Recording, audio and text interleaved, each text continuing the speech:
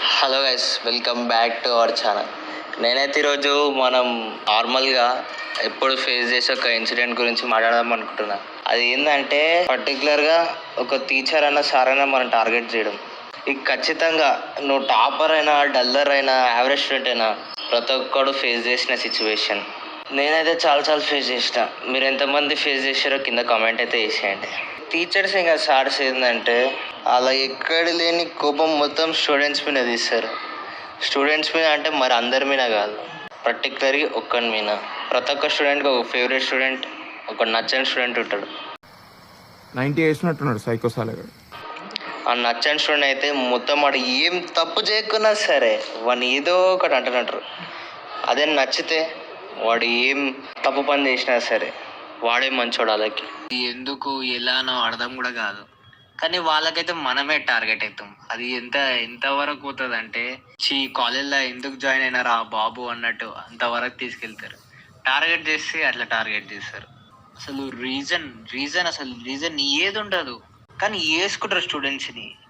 పాపం మనమేమో ఏం చేయలేము. వేరే లెక్చరర్కి పోయి చెప్దామంటే వాళ్ళు దోస్తులు ఉంటారు. సో ఇట్లా టార్గెట్ అయిన స్టూడెంట్స్లల్లా ఉన్నాడు మా దోస్తు అడుగుతాడు. పాపం వాడు నార్మల్గా ఒకటి జోలికి కూడా అనమాట. వాని పని వాడు ఏదో చేసుకుంటాడు. ఒకసారి ఏమైంది, ఆ లెక్చరర్ గారు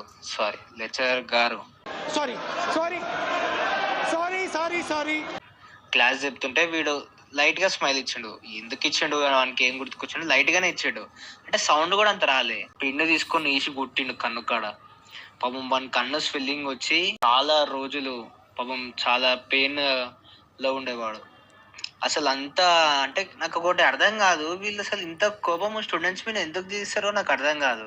అంటే వాడు చేసింది పెద్ద తప్పు కూడా కాదుగా, అంటే నార్మల్ జస్ట్ స్మాల్ స్మైల్ ఇచ్చిండు.